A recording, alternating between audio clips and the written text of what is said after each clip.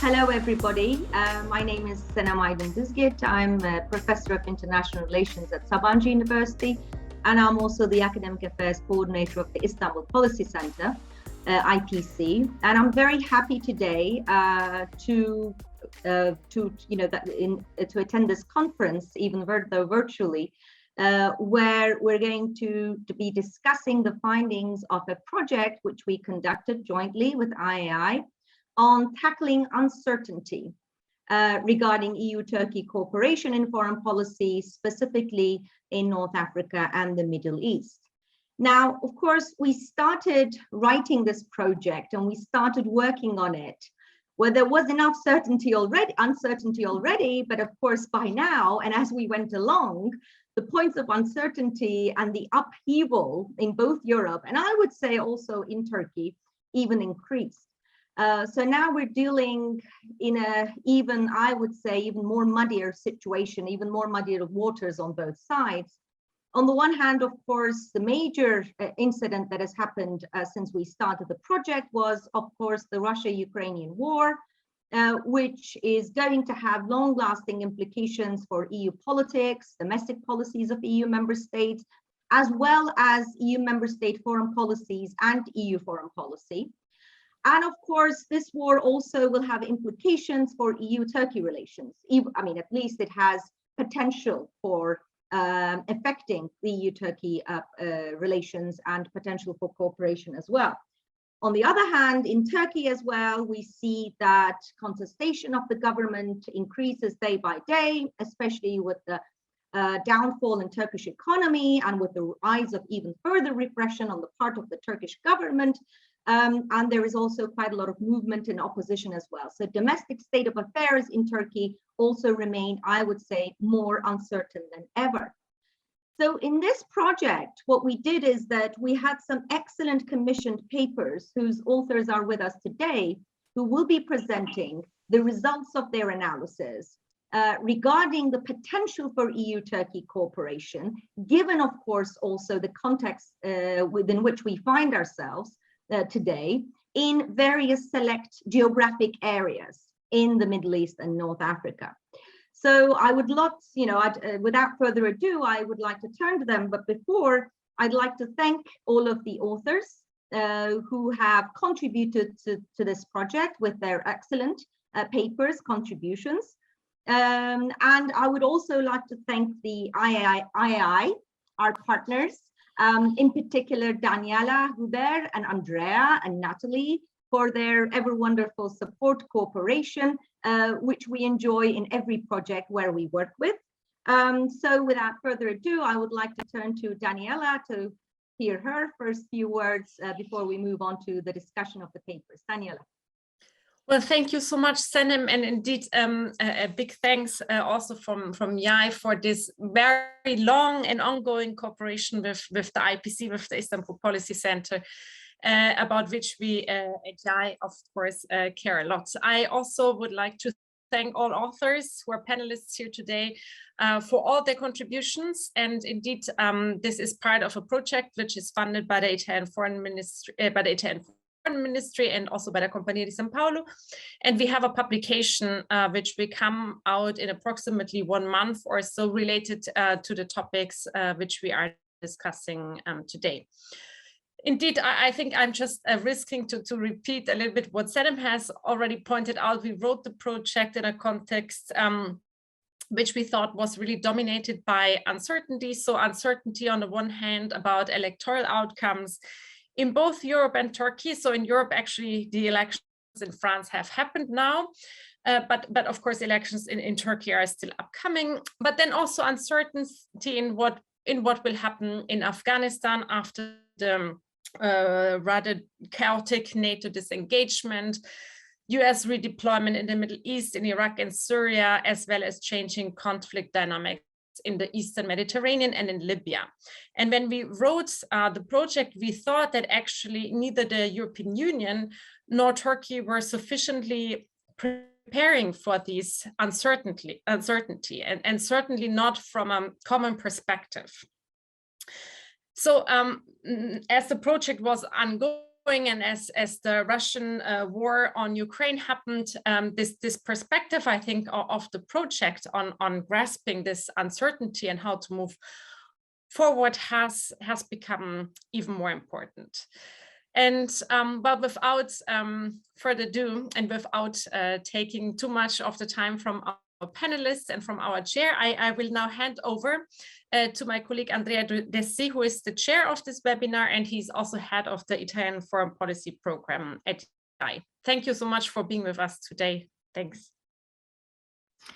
Many thanks, Daniela, and thank you as well to Senem for yet again an excellent collaboration indeed between IAI, International Affairs Institute or Istituto Affari Internazionali, and the Istanbul Policy Center. I do echo Daniela's remarks for the opening in terms of the really brilliant collaboration that we have developed over years between our two institutes. Of course, our two institutes are located also in two extremely important countries, and two important countries that have a broad and diversified history of collaboration and of relations. Of course, today we are talking about EU and Turkey cooperation, or the potential for cooperation. But beneath the surface, I think one of the interesting aspects of this project is that of really looking in depth at the interplay between domestic politics and foreign policy, looking at key countries within the European Union, so Italy, France, and Germany specifically, and on the other side, of course, Turkey. I think it goes without saying that independently from what has happened and is still happening, of course, in Ukraine and the tragic events that we are all witnessing, the need and the necessity and the interest for collaboration between the European Union and Turkey is there, is ever more present. And I think I would actually add that it has only grown in importance in terms of the necessity to develop avenues of collaboration and cooperation when it comes to foreign policy dossiers of mutual interest between the European Union and Turkey, and of course also for Italy, Germany, and Spain, Germany and France in particular. So this is the general context, as has already been said by Daniela and Senem. Our idea was also to include these black swan events in terms of events that we thought could really happen and could impact the relationship. We listed a number of them, and our distinguished fellows and colleagues and authors have really done an excellent job in going into further details and analyzing these black swan events. Of course, we did not expect, or we did not predict what happened in Ukraine, but this is another element that adds, I think, to the importance, to the timeliness of this event, of this project. And it will be also our job, let's say, between brackets, our in terms of me, Daniela, and Senem, to also consider this event within our introduction and within the final publication of this event, of this project. So without going into further details or taking up too much time from our distinguished guests and our distinguished speakers, I will briefly outline what our thoughts are for this webinar. I will introduce each speaker following the lineup on the agenda briefly, and passing the floor for their first input remarks of around 5 to 6 minutes. Following that, we will, of course, open up the floor to our audience. We are quite a few connected, and I do thank everyone for the interest and their time in connecting and listening into this event. After the first round of 5 input remarks, I will be opening up the chat where you can please send in your questions, if possible, directed to one speaker, or if it's a general question, I will pose it to the entire panel. So without further ado, let me introduce our first distinguished guest, Kemal Kerisi, who is a non-resident senior fellow at the Center on the United States and Europe's Turkey Project at the Brookings Institution in Washington, D.C. Kemal wrote an excellent paper on the dimension of refugees, the Syrian refugees, and specifically on the looking at the EU-Turkey 2016 statement on refugees and how we can envision avenues of cooperation that go beyond this statement and therefore project this collaboration into a further long-term or medium and long-term plane. So without further ado, please, the floor is yours, Kemal. Many thanks. Thank you. Thank you all, and I salute all the members of the panel as well as those who are following this event today. Time is very limited, so I'm going to take a nosedive into my subject. Not everybody may be in agreement with me, but I am quite skeptical about the prospects of cooperation in this day and age between the European Union and Turkey, as far as the geographical focus that this panel is concentrating on. But I believe that one area where considerable cooperation has occurred, even though I acknowledge that many people may not agree with me, is precisely the area on how to manage the presence of 3.7 million refugees and another 320,000 asylum seekers coming from different countries, but mostly Afghanistan, Iraq, Iran, and a few other countries. If there is an interest, we can always go back to the March 2016 statement, the pluses and minuses, but I am only focusing on the refugee element of that particular statement and putting aside the others, with the exception of maybe 0.9, and we can come back to it. Now, my position here is that the presence of Syrian refugees in Turkey has become protracted.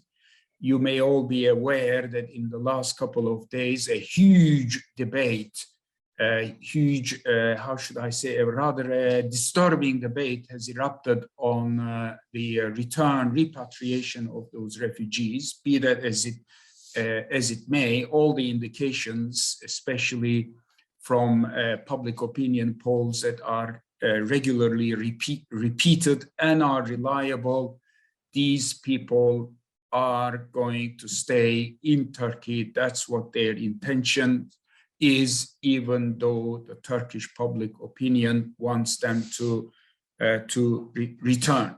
It's a protracted situation because the prospects of voluntary return is not there.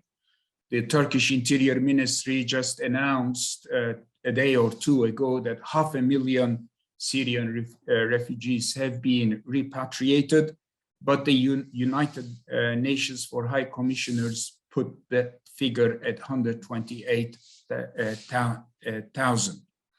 Resettlement is extremely limited. I won't go into the details of it, and the prospects of resettlement is also limited for reasons that I'm sure is evident to many of you. The door to local integration is closed. There's only been just about 200,000 Syrians who have received citizenship, but it is an extremely opaque area, very difficult to obtain statistics, let alone the criteria on which these citizenships are offered or given. Now, for some time, since about 2016, the time of the adoption of the statement, there is a recognition coming from both the EU side, Turkish bureaucracy, as well as what is known as the 3RP partners, 3RP standing for regional refugee resilience plans that are overseen by the UNHCR as well as the UNDP, that the self-reliance and the resilience, the self-reliance of refugees and the resilience of host communities have to be strengthened. One way of doing this is increasing the prospects of access to livelihood for refugees. A considerable proportion of the funds that have been made available by the European Union as part of FRIT, the Facility for Refugees in Turkey, have gone into this area. The focus of it has been mostly to boost the supply side of the equation for employment, that is improving the employability of Syrian refugees. There's all kinds of programs that have been supported by these funds. I won't go into the details of it, ranging from how to prepare a CV to providing vocational training for Syrian refugees. If one studies the 3RP monitoring report, you will see that the impact has been extremely limited. Or only a couple of thousand refugees have actually arrived at reasonably sustainable employment. So what can be done about this? So the argument here is to move towards a developmental approach to the issue and use some ideas from the Global Compact on Refugees that was adopted in December 2018. All European Union member countries except Hungary have signed the compact, even if the compact may not be legally binding on the signatories and may not have a bite to it. It still carries an important moral weight to it.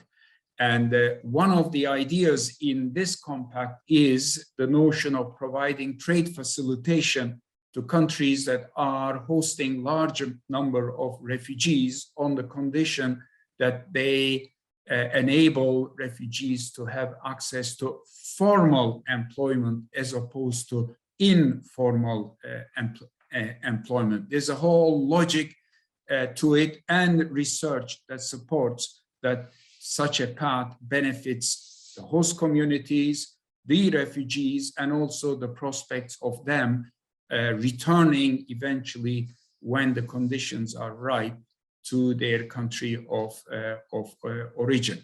So what I advocate in my paper is based on a research that was completed just before the pandemic hit us, that the European Union opens up its agricultural market to fresh food and vegetable, but also lifts the restrictions on the agricultural leg of the processed agricultural goods. I do appreciate and I do address in the paper that there's a lot of sensitivity and resistance within the European Union when it comes to liberalization agricultural trade with third countries. But the argument I have there is that the EU is going to have the bite the bullet if it wants to avoid the consequences of secondary movements and ensure that the resilience, the self-reliance of refugees can be strengthened. Accompanied with that idea is also the QIZs, qualified industrial zones, that have been applied in the past in the context of the Arab-Israeli peace process from the early 1990s, which would allow exports from these zones, which could also include industrial products to countries that are not party to the customs union. There would also be, of course, a whole certification mechanisms that would be put into place to ensure that the system is not abused. With this, we would be addressing not just the supply side, which has been the case so far, but also the demand side, in the sense that you would have businesses who would begin to take interest in employing Syrian labor to be able to benefit from access to the kinds of markets that I have made references to. So, Don't know if my 5 minutes is up, but I've tried to do my best to say the few words I had within that time limit. I'm open to questions. Thank you so much, Kemal. I think on. you really did cover an extensive amount of important points that are, of course, also analyzed in further depth in your paper, which again will be published soon, and I'm sure everyone will be able to go into more details. Of course, we will be coming back to you with some questions and some time to further expand on your issues. I do agree that unfortunately the situation of the refugees in Turkey is indeed becoming ever so more protracted, and this implies that there is a need to change the framework or the frame within which we address the element of refugees and also EU-Turkey cooperation, including the statement. There is a need to move beyond the emergency mindset to really begin placing some elements in place that can assure more fruitful and more just livelihoods for these refugees, and also by helping and also using this as a means to help host communities as well. These are elements that, of course, expand beyond Turkey and for other countries as well, hosting large amounts of refugees. But that said, Turkey is by far the country which hosts the most, and therefore there is definitely a need on the side of Europe to perhaps also consider the benefits, let's say, of biting the bullet, as you say, with regards to liberalization and trade as a means to really go beyond this emergency mindset. Without further ado, let me introduce our second distinguished speaker, Erzi Uzun Teker, who is an instructor in political science in the political science department at Sabancı University in Turkey. Erzi wrote a very interesting paper on tackling the issue of Libya, Libya in the broader Mediterranean. Of course, it is no surprise, it is no news, let's say, to say that Libya is an extremely important and relevant element of cooperation, but also of tension between the EU and Turkey. From the standpoint of Italy, there is more perhaps alignment with the viewpoints of Turkey with regards to Libya. Of course, there are elements that we will touch upon later with regards to the Eastern Mediterranean and the delimitation of exclusive zones, which creates a bit more problems. But if we focus on Libya, there is potential there for collaboration, or at least for dialogue and cooperation.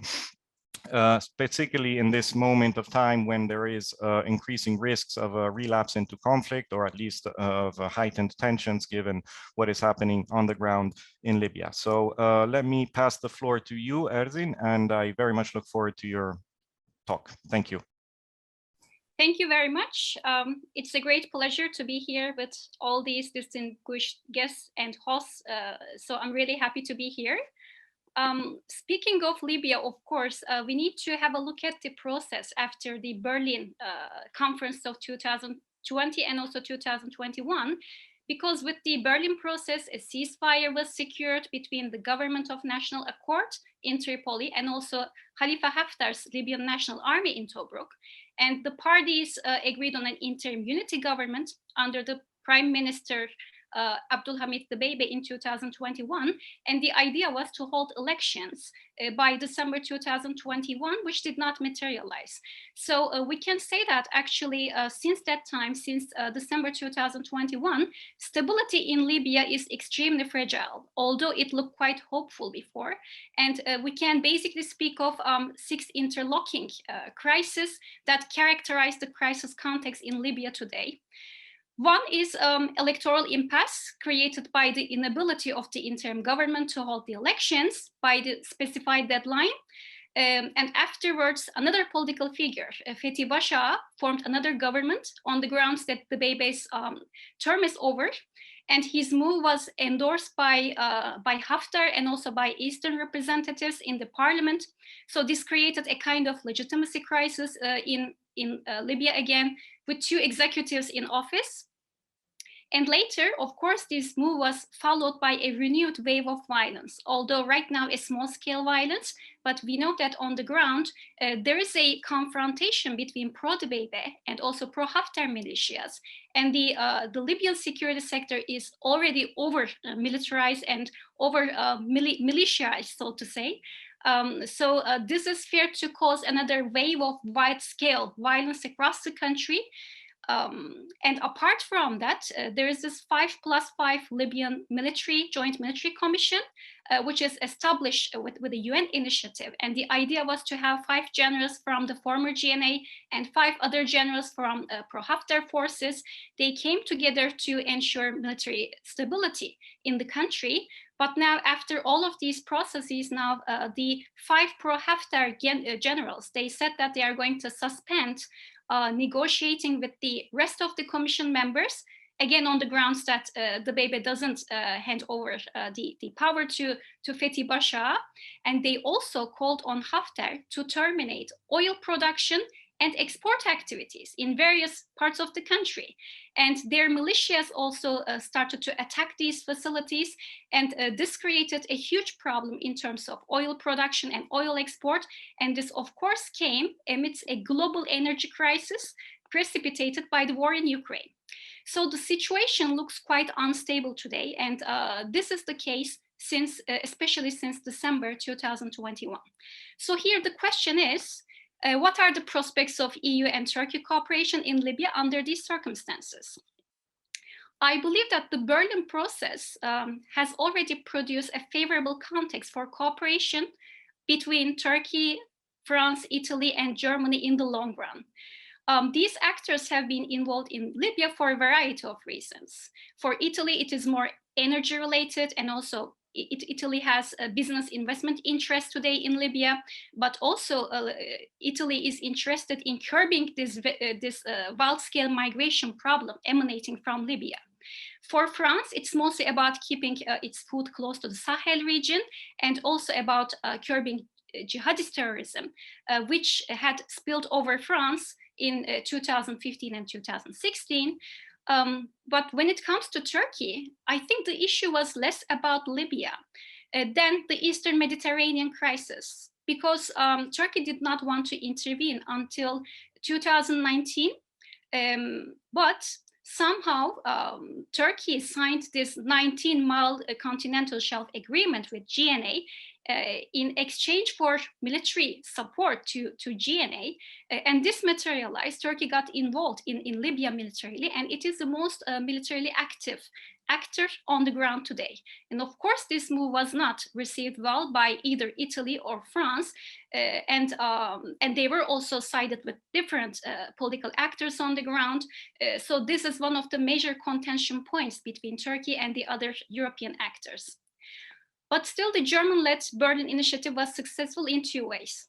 First, I think it could bring all external players on a common ground, and that common ground was to ensure political and military stability, because it is necessary to solve many other issues, ranging from economic reconstruction efforts to curbing migration or to jihadist terrorism. And the EU has developed, I think, an unmatched capacity with its institutions to address most of these problems, and it benefits all parties. And the second successful point was, I think the process also eased the rigid political polarization among external actors along GNA and LNA lines. I think the Libyan political environment is right now more polyphonic and dynamic. There are many different presidential candidates, and it looks like external players have also dropped their rigidity to a certain extent. They reevaluate their interests and open themselves to negotiation with a diverse set of actors. And this is, I think, especially the case for Turkey. Turkey has been following a more moderate stance towards different presidential candidates, even towards the Bebe and Basha. We know that since December, there have been some high-level diplomatic visits from the eastern part of the country to Turkey.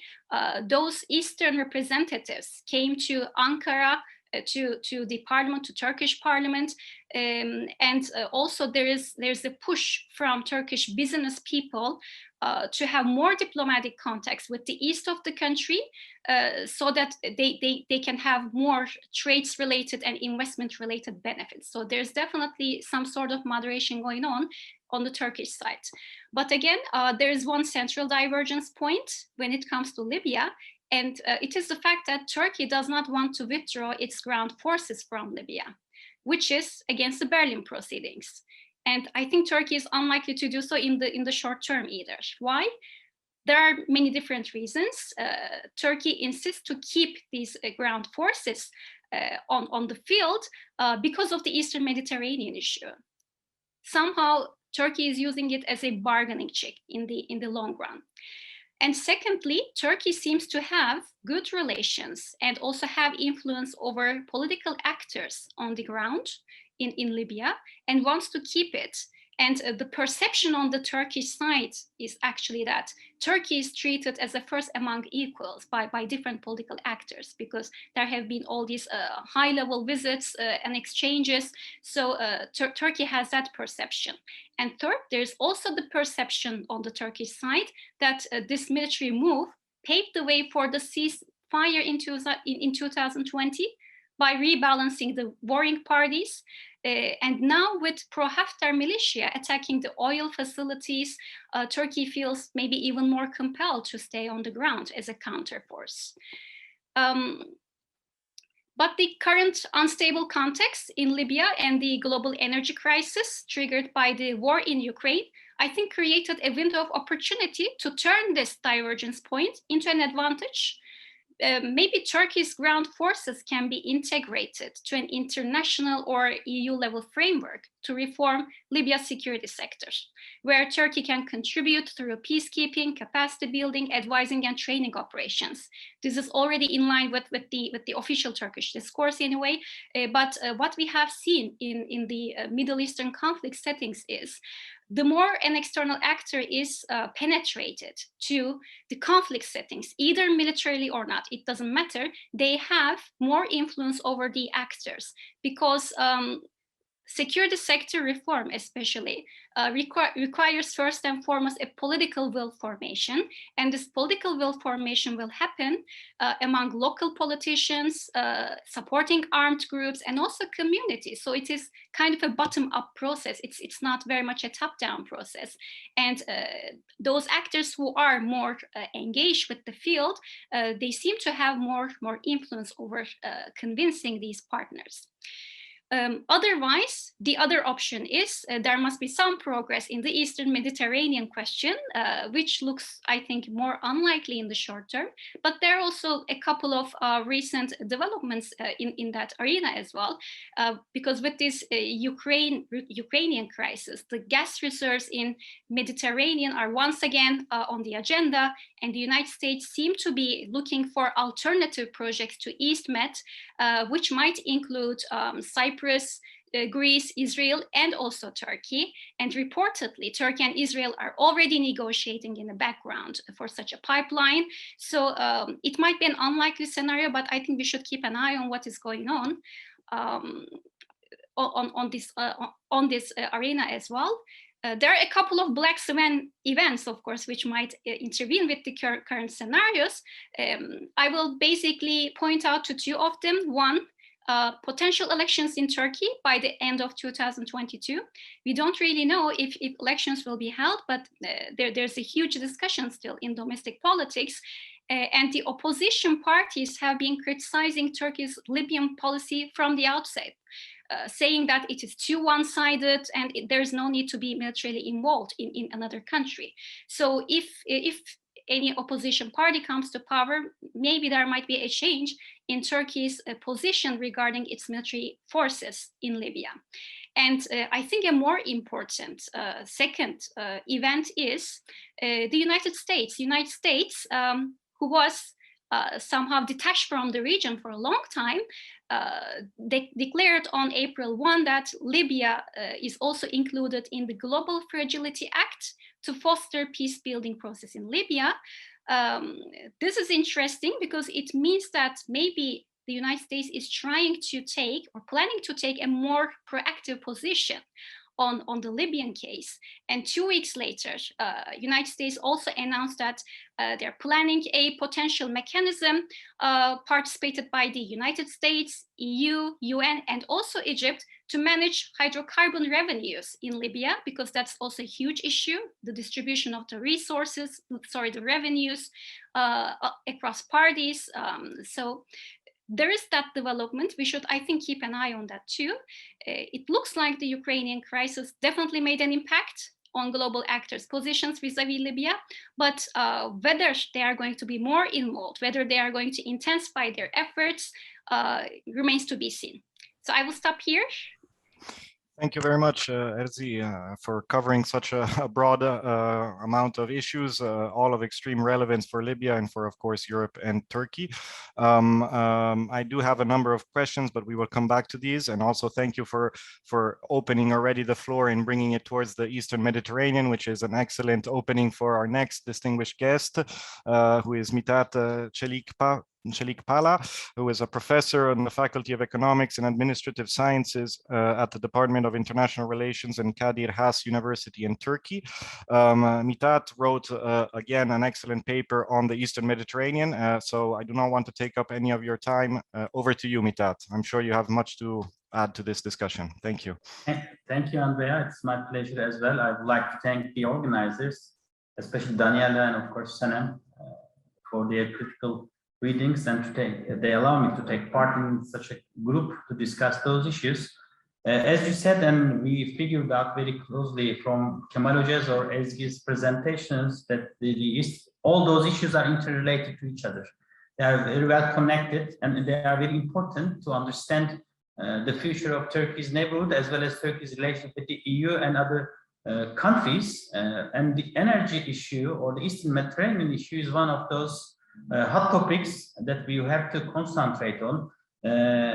It's possible to be skeptic like Kemal Hoca on this issue, especially regarding the prospects of cooperation, but there is still a venue or chance for all of us, not only for Turkey, but the other regional actors, as well as the US and the EU, to cooperate on this issue. I try to expand the discussion from this perspective and try to give the basic insights and try to propose some, of course, or recommend some future prospects for the parties, especially for Turkey. As you all know, past 2 decades has revealed a promising energy resource potential in the Eastern Mediterranean, but at the same time exposed challenges in converting part of this potential into exploitable commodities, and this is very important. Thus, the region has occupied a prominent place on international security as well as global political and economic agendas. In recent decades, last decade was very lively, and the parties discussed the issue from different perceptions. But in short, I may say that the discovery of all those offshore energy resources, primarily natural gas in Cypriot, Israeli and Egyptian waters, since 2009 was viewed as a game changer in this sub-region or Eastern Mediterranean. Nevertheless, competition and allegations, as opposed to cooperation and integration, have come to dominate relations between the riparian or littoral states in the Eastern Mediterranean. And this is an issue for all those actors. And since 2018, a more general geopolitical and strategic confrontation has emerged. And the Eastern Mediterranean become a kind of a center or hot center of the geopolitical competition between different parties. There were widespread implications at both regional and international level. This is an issue of the region as well as the issue of international partners. And some recent developments, such as the Libyan civil war, as he clarified the issue very well, and the Abraham Accords, most probably Meliha Hoca will touch upon this issue. And of course, the Russian invasion of Ukraine have created a space in which the strategic approaches of the Eastern Mediterranean, Middle East, the Arabian Peninsula, and maybe even the Black Sea have become more interwoven than ever before. Those regions are very close to each other, and we have to consider all those regions as a kind of a unit to understand the cooperation, competition, compass in different regions. And we may add Turkey's new approach to normalize its relations with Israel and Egypt, as well as some regional actors, Gulf region, and the resumption of Turkish-Greek exploratory talks to the equation. And then we have a much broader perspective to understand the energy resources as a prospect for cooperation or competition in the coming future. And it seems that the global and regional security environment become more complex with some direct implications for the Eastern Mediterranean. Reacting to the Russian invasion, for example, European actors and the US imposed extensive sanctions on Russia and mobilized to diminish Europe's excessive dependence on Russian energy imports. Just today, we heard that the prices are increased 10 to 15% in Europe just because of Russian attitude towards Bulgaria and then Poland. Those are the issues that the EU has to deal with. And in parallel with the development of Europe's strategic compass document, it is also essential to go through this document. And the EU is struggling to develop a more permanent strategic posture vis-a-vis the EU's eastern neighborhood as well as in the Eastern Mediterranean. And this is an objective that requires increased cooperation with the regional partners, including Turkey. As such, I may say that no party has an interest in perpetuating the conflict, and we see an environment of de-escalation in the Eastern Mediterranean region. But the de-escalation is not the resolution or the main goal for all the parties. Through the escalation, we may find some ways and means or propose to the decision makers some ways and means, but it is not the end result. It's not the main goal. Therefore, we have to move forward. And by taking this environment into account, I try to answer two questions: how to uphold Turkey in the regional balance, and it is increasing isolation and exclusion from the regional organizations, including Eastern Mediterranean Gas Forum. And secondly, how to manage Turkey's relations with the EU, avoiding a further worsening of ties. Those are big issues, of course, but when you concentrate on Eastern Mediterranean energy issues, there are a couple of bullet points that we have to take into account, and I try to expand the discussion in my paper. The first one is the Eastern Mediterranean means more than natural gas. It's not only an issue of energy. Therefore, we have to approach this issue not only from Turkish side, but all leaders as well as the EU from this perspective. Energy may create a kind of a fertile ground to cooperate, but we see that it's also a fertile ground for conflict as well. This is the thing that we have to see, and those black swan events, especially Russian attitude and aggressive policies, created a kind of a cooperation scheme for all of us. This is the first thing. And then comes the maritime zone delimitation. This is the primary issue, or this is the primary source of discomfort, especially the territorial waters, the continental shelf, and the exclusive economic zones, or EEZs. The parties are conflicting with each other on this issue specifically. Then how to bring the parties get together to find some ways and means to resolve those issues. And the third one is, of course, Cyprus issue. This is a totally independent issue for at least for Turkey or Turkish-European Union relations. It helps to support energy as an issue of cooperation, or again an issue of conflict between the parties. And of course, the last one is the new geopolitical gatherings. Turkey's understanding or perception of alienation is at the center, but on the other hand, we see Turkey as a spoiler by the other actors in the region. How to bring different perspectives together and move forward. For the escalation and even for the resolution of issues in the East Med, we should treat the region as a kind of a shared common space. And that is, the strategic resource should advance the cause of cooperation rather than conflict among the littoral states. This is the perspective. While there are many ways to achieve these lofty goals, they all require European involvement, and Europe most probably has to develop a kind of a new geopolitical vision and commitment towards the region, all inclusive. What are the issues? First, there is a need to toning down rhetoric to avoid narrative of entrapment. We know Turkey was very tough on this issue by using this blue homeland doctrine very effectively to reach some levels. But we are in need of turning down rhetoric to avoid narrative of entrapment in the region. Secondly, my suggestion in the paper is setting all-inclusive regional international meetings or conferences to serve as an effective means of cooperation. Turkey's already policy of seeking new normalization and the idea of convening or creating a kind of an Eastern Mediterranean conference is a good start.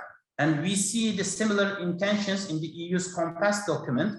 And I see some clues of Greek Cypriot administration as well as Greece is supporting such a kind of idea. And there is a form. This may be in the form of making Turkey a member into the energy Eastern Mediterranean gas forum, or somehow, or developing an alternative proposal, how to attract and make Turkey part of this discussion to propose a new deals.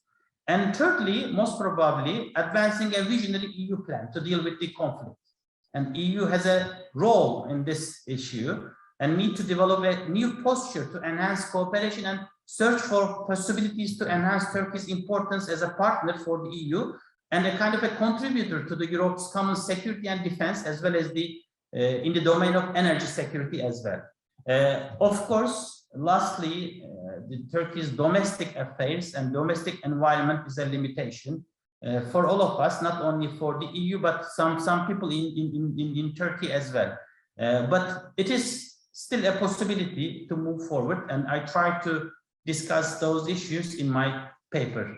Let me stop here, Andrea. I'm ready to respond to all those questions and comments as well.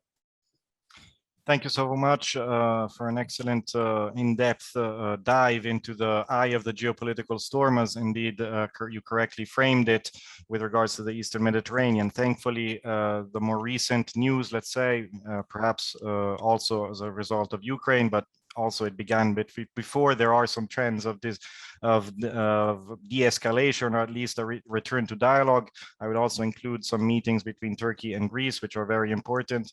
And I also entirely agree with the aspect of the inclusivity being the ingredient that is needed to really push ahead any movement out of this stalemate, out of these problems. And in this respect, it is important for the EU not to lose focus on the Eastern Mediterranean, on a number of other issues as well, particularly given the importance of what is happening in Ukraine and the amount of attention this is attaching or absorbing from the EU. But if the EU wants to be a global player, wants to be a positive player, it needs to also not lose focus about its neighborhood and about the many other challenges that are in existence in very close vicinity to the EU's borders.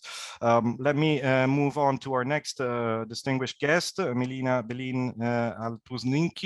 Altusinki, who is a professor in the Department of International Relations, Middle East, at the Middle East Technical University.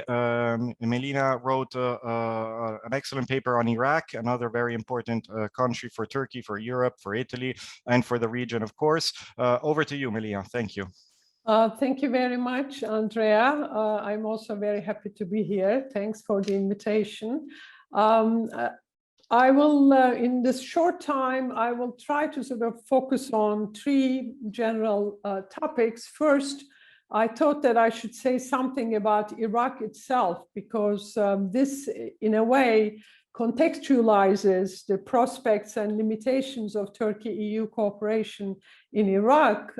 And then I will make some points about Turkey's interest in Iraq, particularly I will focus on three interests, and then I will explore this issue of possibilities and limitations of Turkey-EU cooperation over Iraq.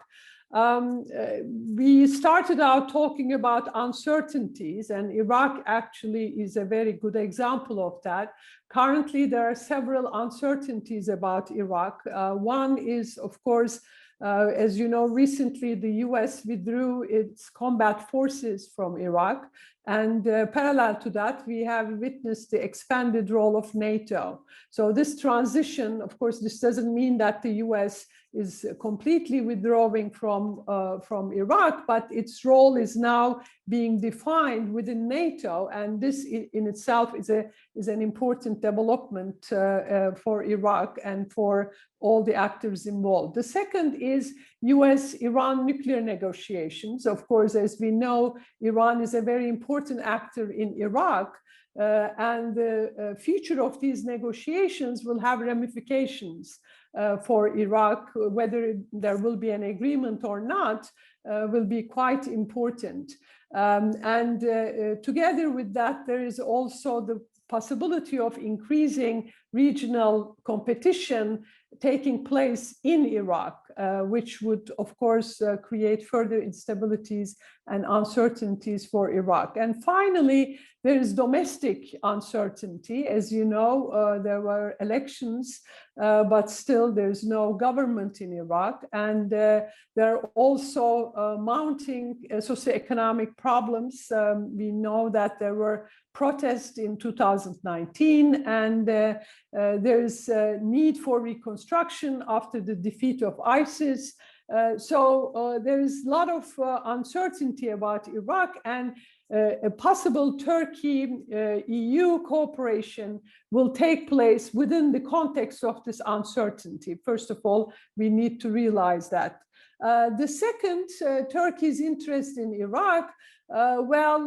Turkey has been interested in Iraq for a long time. It goes back at least to the 1990-1991 Gulf crisis. Of course, there are historical relations and interests as well, but the current constellation emerged since the Gulf crisis.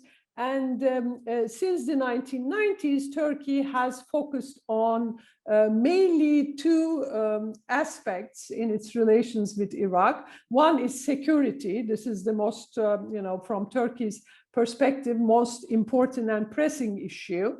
Of course, Turkey's position there has changed over the years.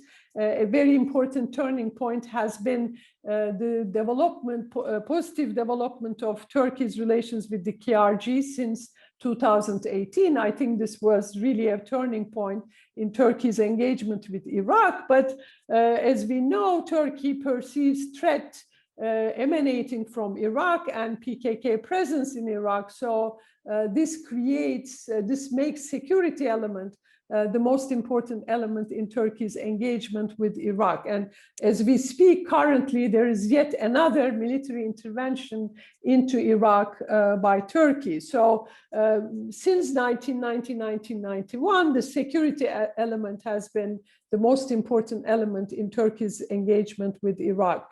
The second is economic relations, and Turkey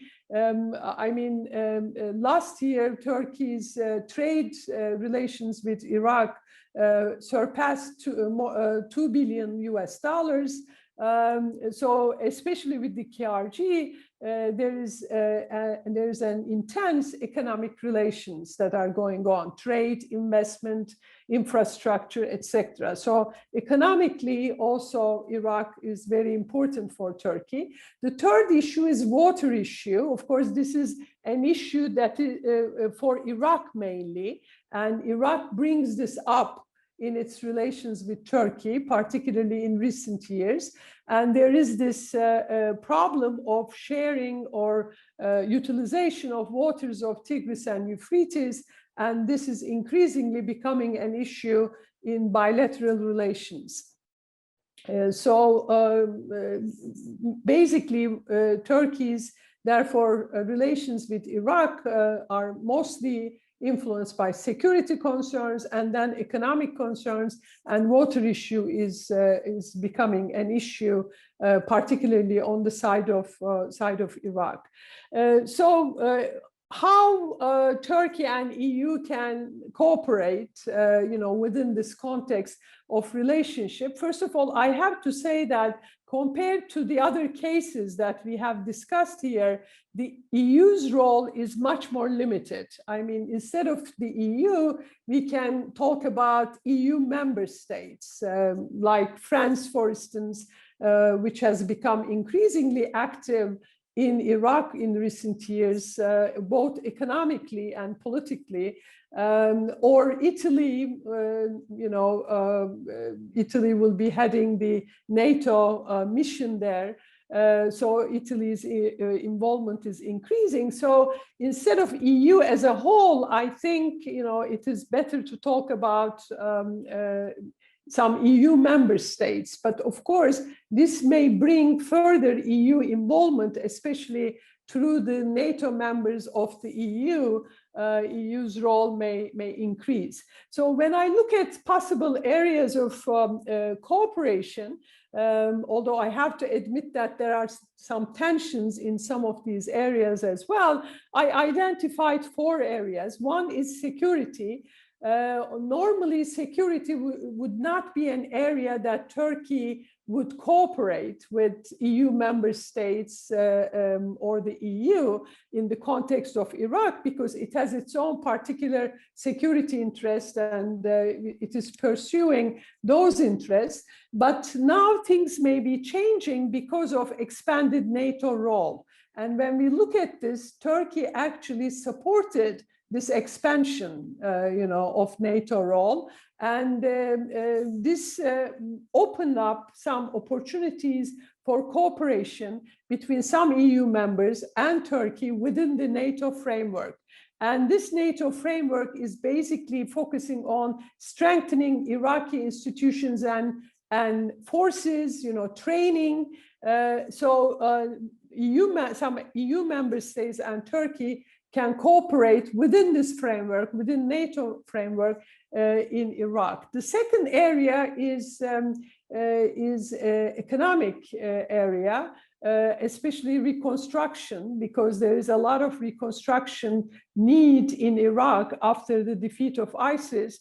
And here also Turkey is very eager to be part of this reconstruction effort. So do several EU members. So there could be some areas of cooperation in this area as well. Turkeys especially seem to be interested in energy, agriculture, and mining, in addition to traditional areas such as construction. Although I expect some competition here with the EU members, there could be also possibilities of cooperation. The third area that I identified as an area of possible cooperation could be the water issue and the environmental projects. Actually, compared to the 1990s, where Turkey was mainly seeing the water issue more like a zero-sum issue, Turkey has developed policies to deal with the water issue through cooperation, especially technical cooperation, and water quality management, environmental protection areas. These kinds of projects have become important, and in that, EU has already has made an impact, because many studies have demonstrated that Turkey-EU accession negotiations had a positive impact on Turkey's approach to water management and environmental protection areas. And although the EU anchor has lost its weight, EU can still play a role in this in water management issues. And here there could be also the inclusion of Iran, where the trilateral meetings can try to come up with environmentally sound, more effective technical solutions to this water problem that these countries share. And finally, I thought the final area of possible cooperation is could be building a regional security framework based on Iraq. This is not new for Turkey. Turkey has been proposing a regional security framework with Iraq, For the first time, I mean, it was even, I think, proposed in the late 1990s, then in 2003, then 2007 and 2008. Turkey has proposed this. There were several meetings with the relevant countries. So Turkey has been promoting this idea that somehow Iraq should not be an area of conflict for regional countries, for neighboring countries, but rather an area of cooperation. And EU, of course, has been also promoting region building and regional security cooperation here. And I thought that, you know, there could be possibilities of cooperation here as well. And I think my time is up and I will stop here. Thank you. Thank you very much, Melia. Excellent presentation and very precise listing of 4 possible areas of cooperation. I'm sure we can go into more details in the Q&A. I do remind all the audience that you can begin sending in your questions. I will be collecting them and posing them now after our final speaker gives his input remarks. Let me introduce Omer Aslan, who is a faculty member and associated professor in the Department of International Relations at Ankara's Yildirim Beyazıt University. I do apologize for my Turkish. Omar wrote an excellent paper on Afghanistan, which is, of course, another particularly important country which is presently in the grips of a very severe humanitarian crisis, but unfortunately it has also slipped well off the main headlines, and it is really a rather heartbreaking story to look into on the research side and of course on the human side as well. Omar, over to you. Thank you. Andrea, thank you. It's good to be here. Thanks for the invitation to be part of this. I would like to thank IAI, the Istanbul Policy Center as well. And during this whole process, I would like to thank Daniela, Senem, you, as well as Natalia too. So this was very good. Well, about Afghanistan, I think if we go back to what happened after the Taliban takeover in August, the initial, I think, note, especially in terms of EU-Turkey relations, Afghanistan had a very immediate negative impact, basically. So the Turkish public, given the rising sensitivity in terms of domestic politics about the refugee issue, there was immediately accusations that the government was making a secret deal over this again. Turkey was again turning into a refugee warehouse. But then this initial tone, I think, subsided over quickly, I would say. And there has been, I think, a few reasons for this. I think a few factors helped the fact that the Taliban takeover and then the expected refugee exodus did not happen. So there was therefore an emerging area of cooperation, possibly between Turkey and the major European Union countries. So I think the first factor was that the much feared exodus did not happen. Of course, there has been thousands and hundreds of thousands of refugees, but in terms of whether they and to what extent they really arrived on Turkey's borders, and then of course the European Union, so there was not that pressure yet. But of course, we will have to come back to this when we talk about the Black Swan events, because I think it will be one of those possible worst case scenarios if it ever happens when we go into summertime and so on. And if, of course, then the humanitarian condition in the country continues to deteriorate, maybe. So this will be, I think, one of the things that we will have to watch. But then the second one, especially in terms of Turkey's engagement with Afghanistan, when we look at the specific case of Turkey's involvement in this country, Turkey has always been much more comfortable in engaging in Afghanistan when it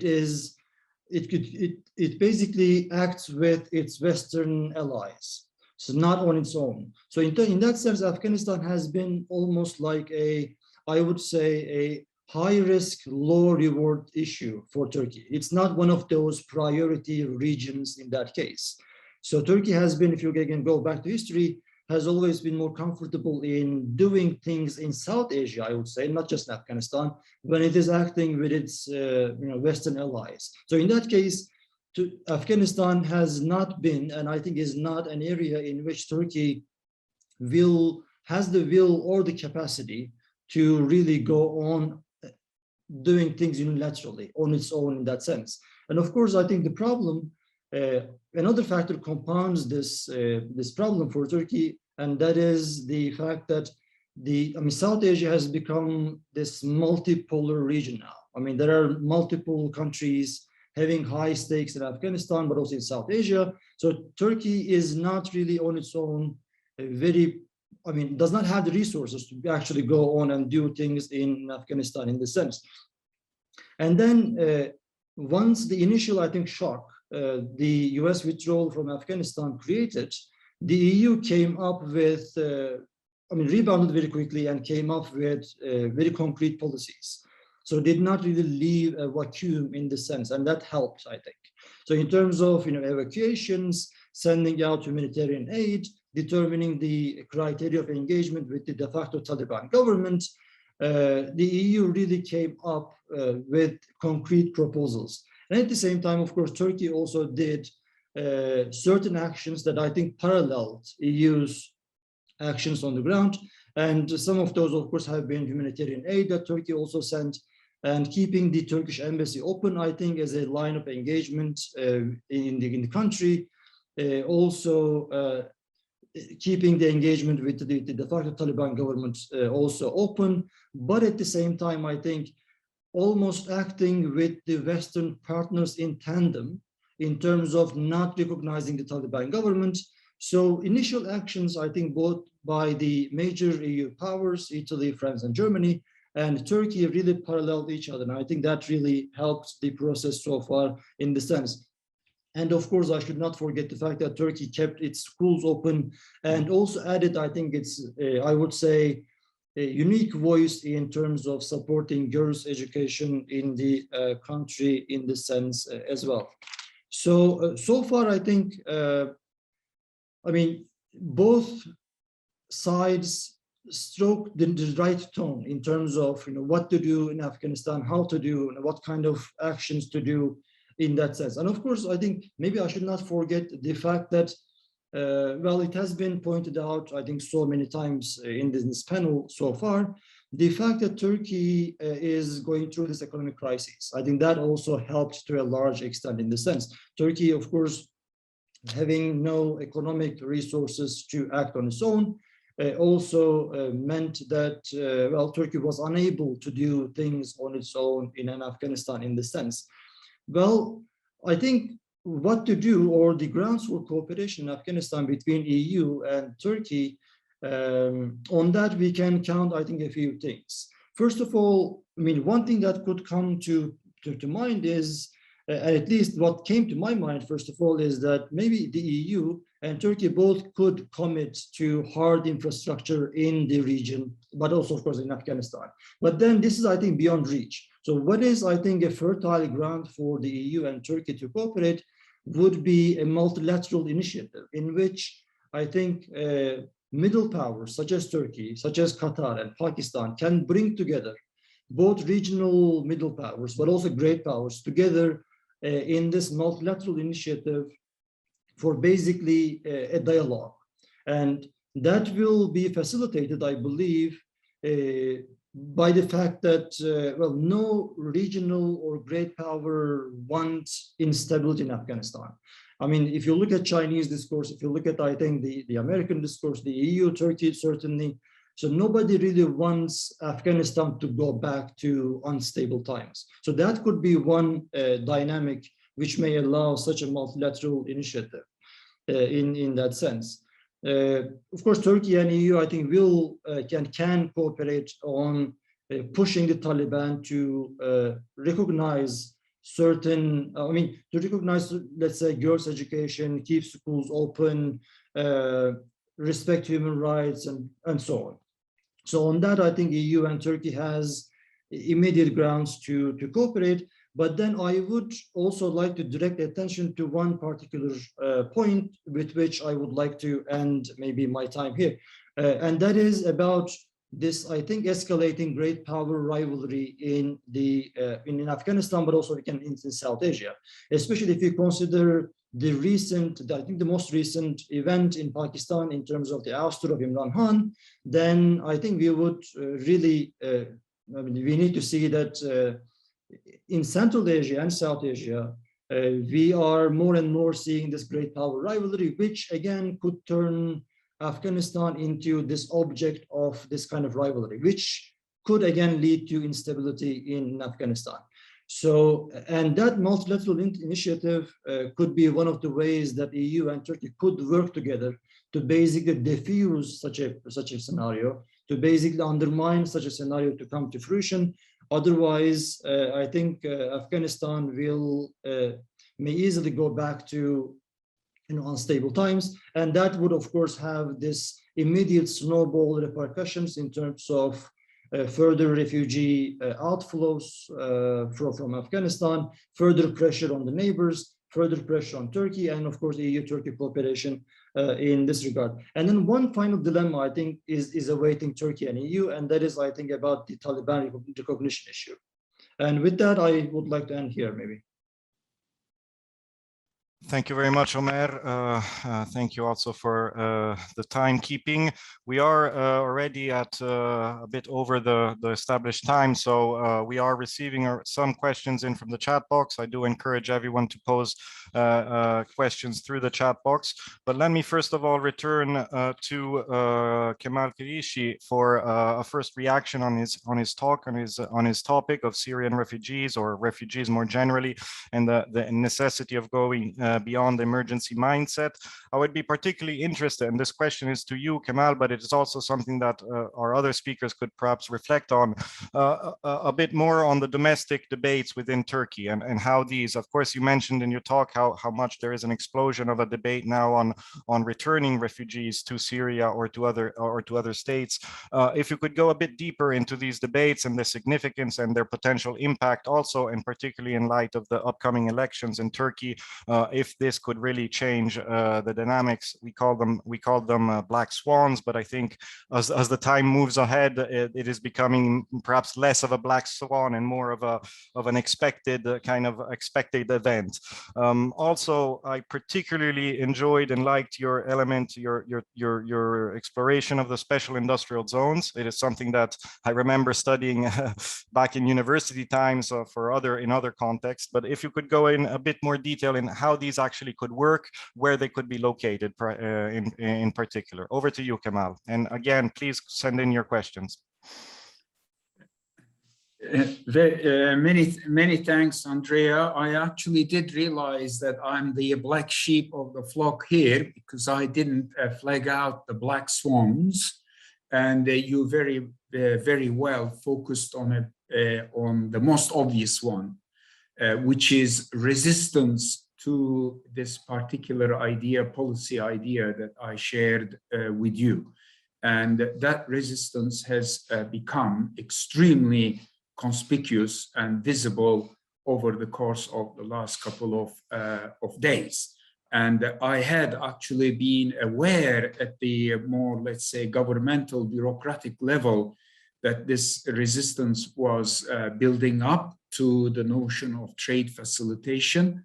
It's very puzzling because it actually was Turkey itself that inserted this idea into the global compact on refugees that was adopted, as I mentioned, in 2018.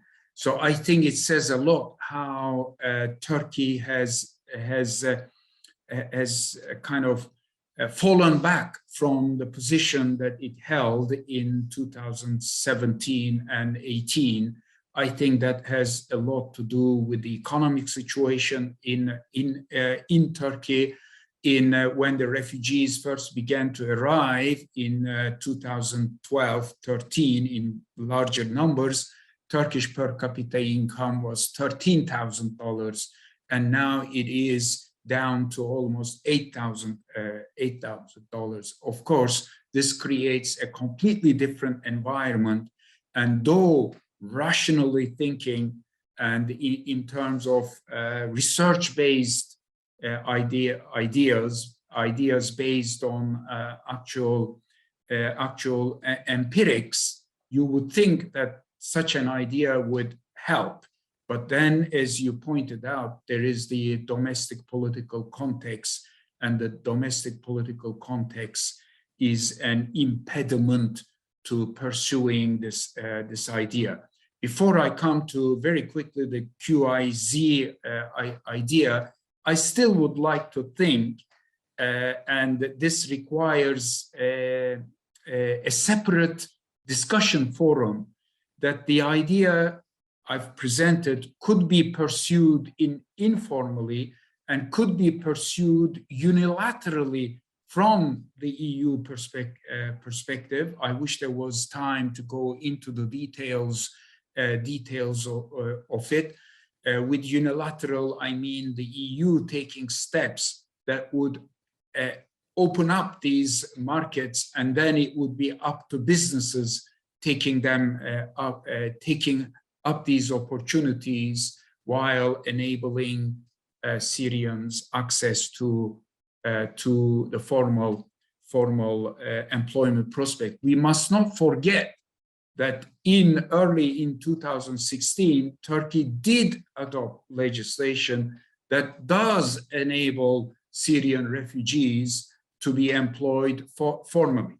But then you all may turn around to me and say, Prof, laws and regulations don't count in Turkey these days. Very quickly on QIZ, actually the idea, to share it with you publicly, I think I can at this point, was brought up to me by the director of the Southeast Anatolian Development Project during a meeting in Şanlıurfa. And he did point out that this idea has been with them since the arrival of refugees, opening up a QIZ in the Kilis area. The property, the land is actually there, and some steps have been taken, but he pointed out that the idea needed to be formalized and support mobilized for it. We haven't come this far, and the advocate of this idea was also arguing that in the event that one day the conflict in Syria is resolved, this QIZ could also serve the reconstruction, redevelopment of the northern regions of Syria. So the logic is a little bit along the lines that you would be familiar with when the idea was first became popularized with the Madrid process from the early 1990s, the Madrid Arab-Israeli peace process. I haven't studied it very closely as to what has happened to those QIZs in Egypt, Jordan, and parts of Palestine. It would be interesting to go back and look at how successful or not the case has been. However, there is a big difference between them, that experience, and what it would be the case if it were possible to bring this up in Turkey, because precisely of Turkey's industrial, relatively advanced industrial and agricultural base.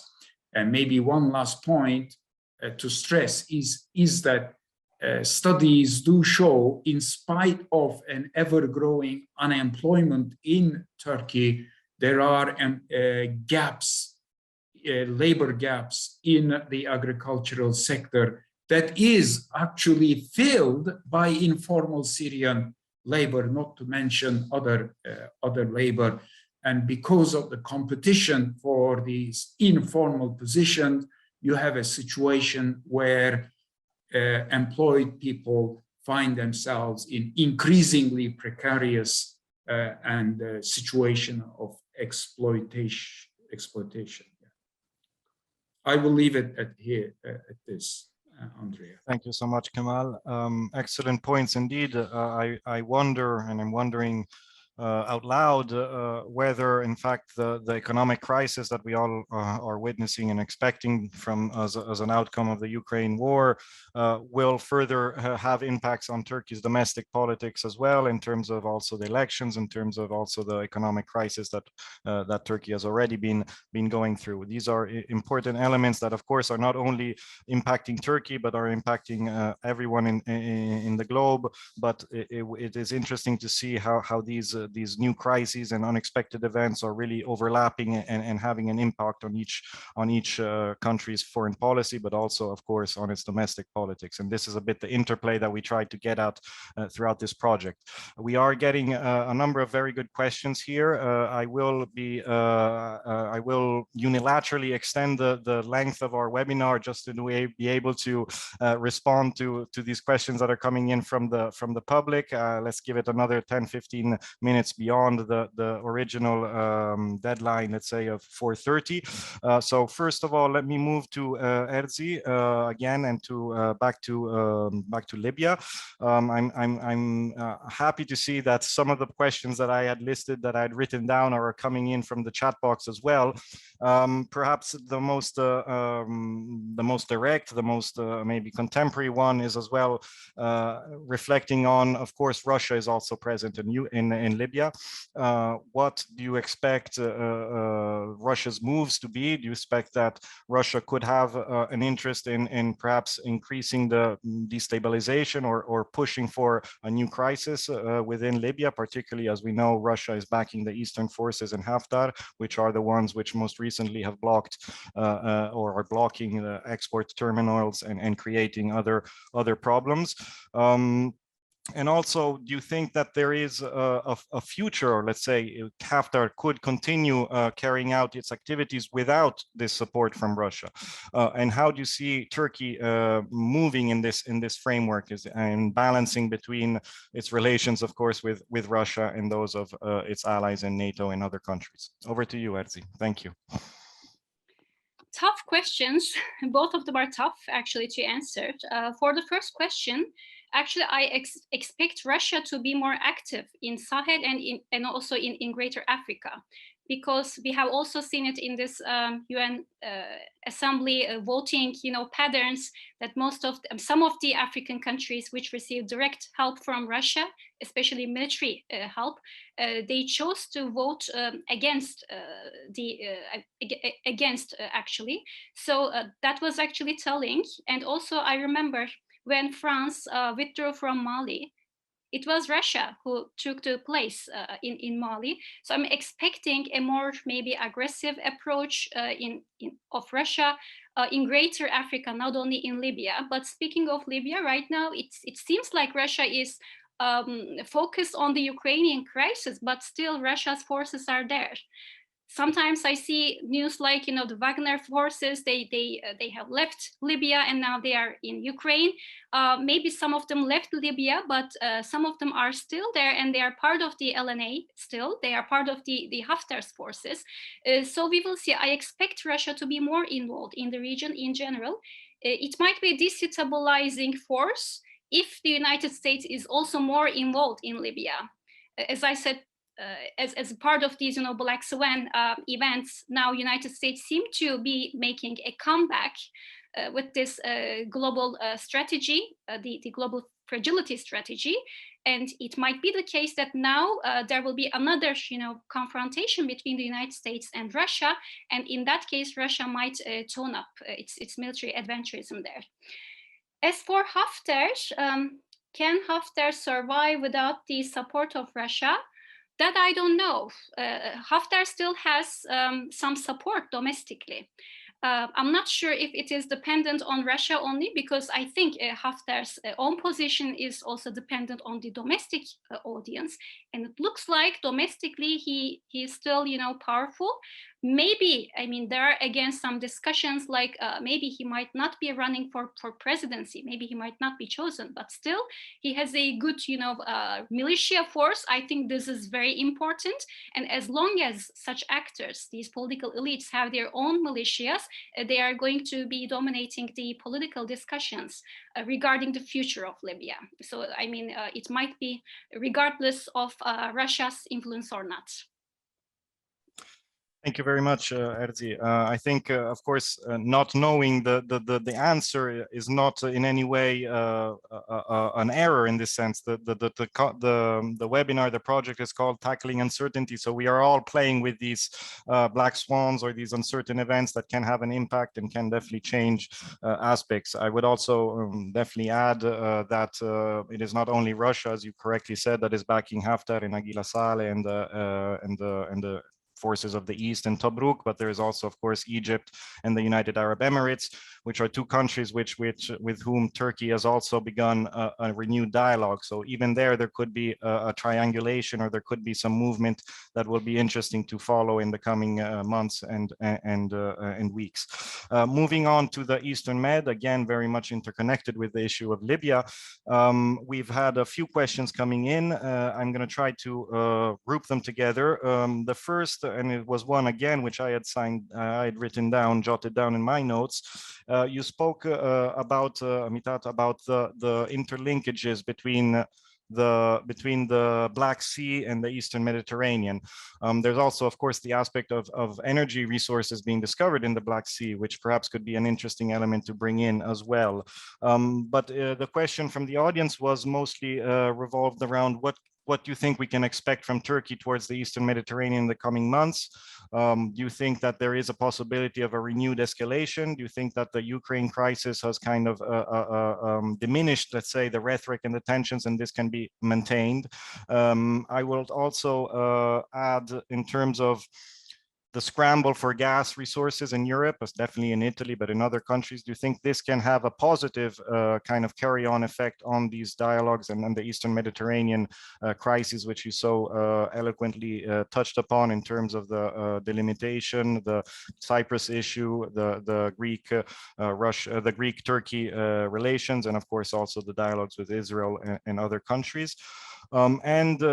Just to top it off, do you think there has been some talk about a returning dialogue between Israel and Turkey of a pipeline going north, and therefore no longer the long Eastern Med pipeline, which has been described as unfeasible by many quarters? Do you think there is? Have you heard some discussion within Turkey on this possibility, and is it a feasible possibility? Thank you. Thank you, Andrea. Yeah, I don't expect sea change in Turkey's attitude. Last couple of months' attitude, in fact. Turkey needs to normalize its relations with many parties, and it is an important thing how to be part of East Med related, the partner in the East Med related issues. But it is very closely related with the market related issues, and it was a big discussion whether the East Med or East Med natural gas is a realistic or to produce and to supply some sort of European needs or Turkey's expectations, or it is a possibility to bring the parties to cooperate on a regional basis and to respond to the expectation of regional markets, which means Turkey and most probably Egypt. And this is also an important thing. If the parties manage to produce all those resources, is it possible to transport those resources, and in which way, to the other markets? Those are the issues still on the table, and the parties need to work on those issues. The top issue, it's a security and geopolitical issue to discuss from our perspective, but energy issues, especially natural gas and oil, is a kind of an issue of economics and trade. And the international companies are interested in those issues, and they are putting money depending on their possibilities to make some extra money, to profit. From this perspective, how to monetize those resources is a big question mark. Now we know that Egypt and Israelis are producing some amount of resources, but mostly consume all those resources for domestic needs. And is it possible to bring all the resources together and add the Cypriot sector as well, and to support European or other international actors' expectations? And there is a big question mark. And this is the reason why I am saying that we are in need of some new narrative from the European side as well, including Turkey. And Turkish-Israeli relations, of course, if it's a possibility to normalize, but still as Cyprus issue is on the table, this Palestinian issue is very effectively taking part, and the domestic issues in Israel also have some repercussions or spillover effects on Turkey's relations with Israel. And then from this perspective, it seems that if there is a possibility to make Turkey a hub again in terms of energy resources, including Iraq, or if it's a possibility to Iran and Azerbaijani resources, then the Israeli and Eastern Mediterranean sources may be an option to serve the European markets via a short and comparatively cheap pipeline. But for myself, the Egyptians are playing a tough card, and the LNG prospect is much more realistic for European markets. If Egypt managed to establish those relations and to materialize or to sufficiently or effectively run those LNG ports and facilities, then most probably Egypt become a kind of an hub. And then geopolitically, how does it affect Turkey and the others? If you see Turkey as a market, then it's a possibility to have some extra pipelines or LNG facilities.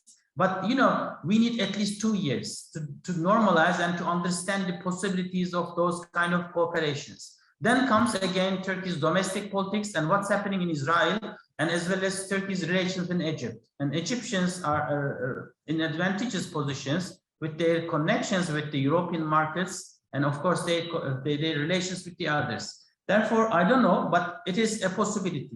Turkey as a market may help, and it's a possibility if the Israelis manage to decide a new regulation and to export their natural gas to the international markets, then it's a possibility to have such a kind of a pipeline. But under current circumstances, I don't see any chance for Turkey-Israeli pipeline or EastMed pipeline directly from the region to Europe.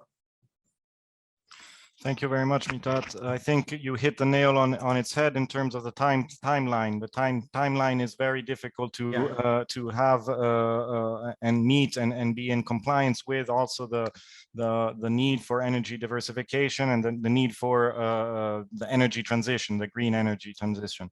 When we speak about building such big and costly and expensive and long-term projects, we also have to remember the commitments for the climate emergency and the green energy transition, which have an impact on these long-term plans.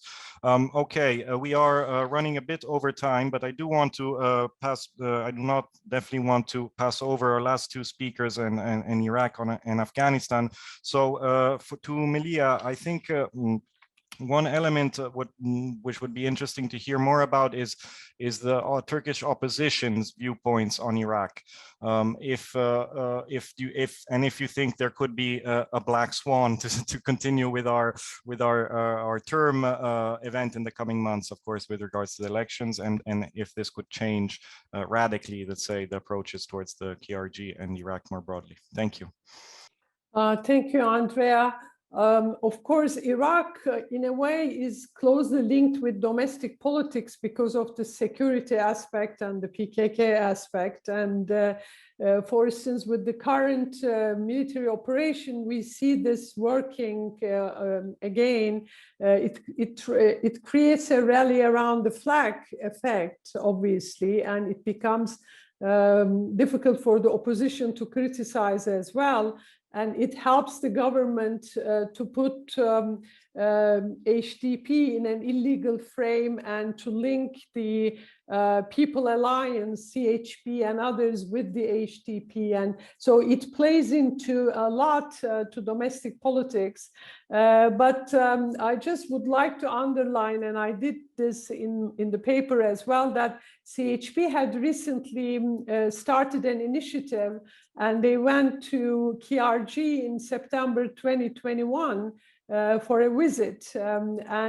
This actually signaled that unlike previous CHP position, they would continue to engage with the KRG, and they talked to very different actors in Kurdistan region of Iraq, and I think that was important. And there they also announced a larger initiative, which is called Middle East Peace and Cooperation Organization. And this is a CHP proposal that they want to start this organization with Turkey's immediate neighbors, maybe later to extend to other Middle Eastern countries. So this, of course, signaled that CHP would focus on, continue to focus on Iraq and the KRG, and unlike previous CHP positions, they would be more eager to develop Middle East initiatives. At least that was the message that they tried to give, I think. So it would be interesting to watch, if there's a change of government, how this will play out. Thank you. Thank you again, Melia.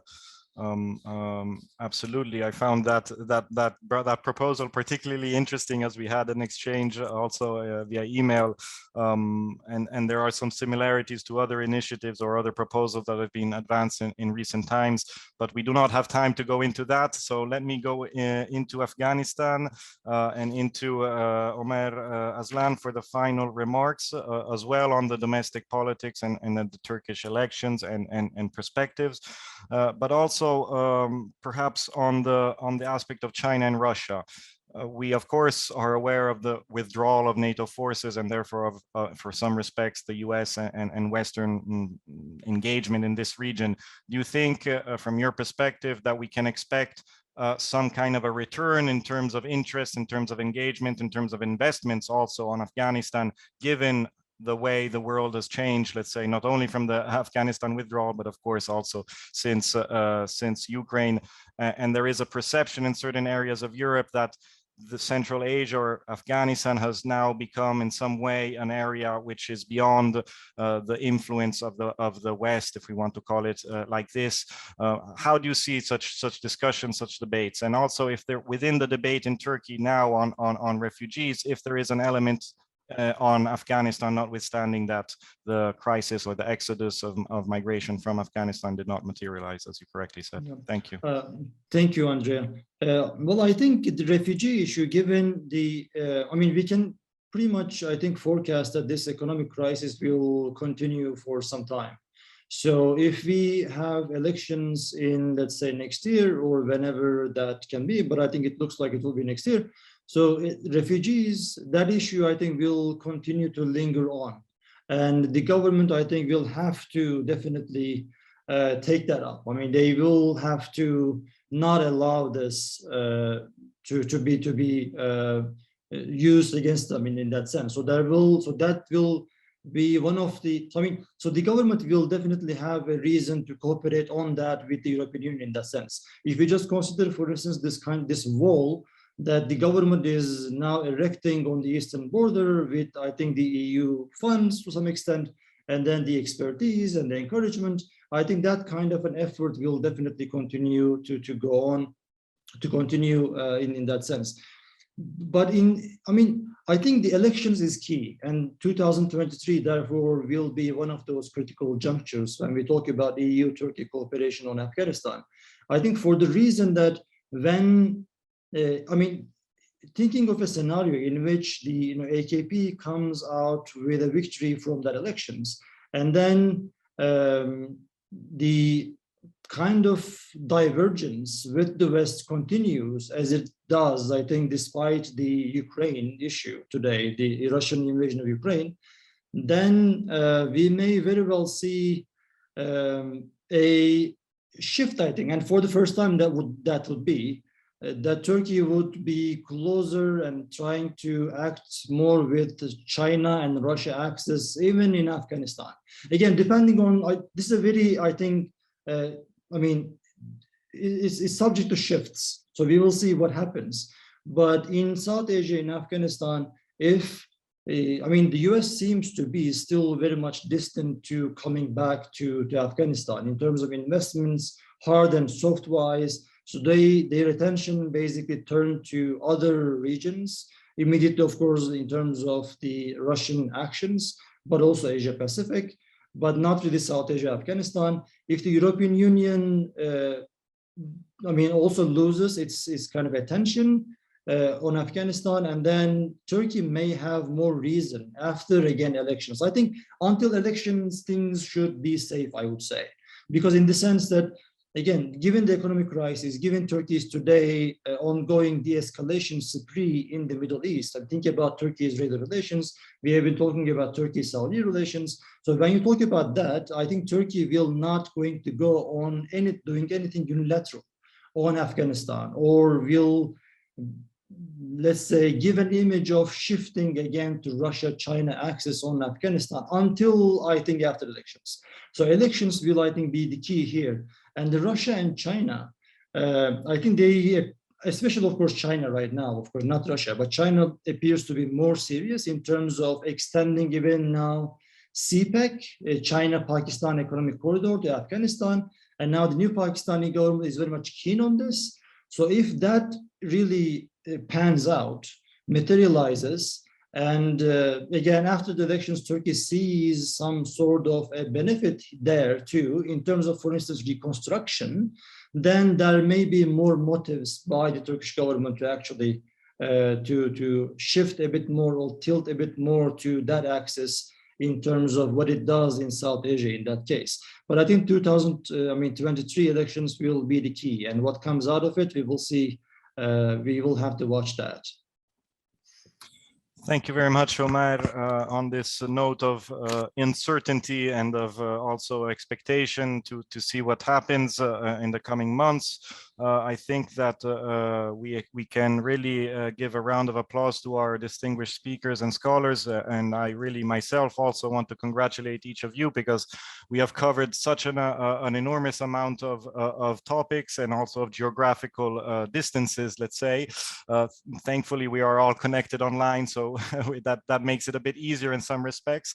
But just one final note that I think has come out a bit from each of the presentations, and notwithstanding, of course, the case studies being very different, of course, in some ways interconnected. One element that has seeped out from my standpoint from all of the presentations is really the desperate need for multilateral frameworks of engagement.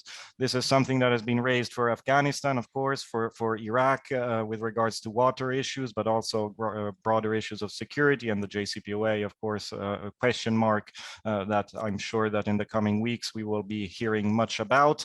The Eastern Mediterranean idea of a multilateral forum, a multilateral conference, has been raised in the past and is definitely a needed stepping stone towards a more inclusive environment in the Eastern Mediterranean, one again which does not exclude certain countries, but instead tries to include them on an equal basis, on a basis of agreed principles and understandings.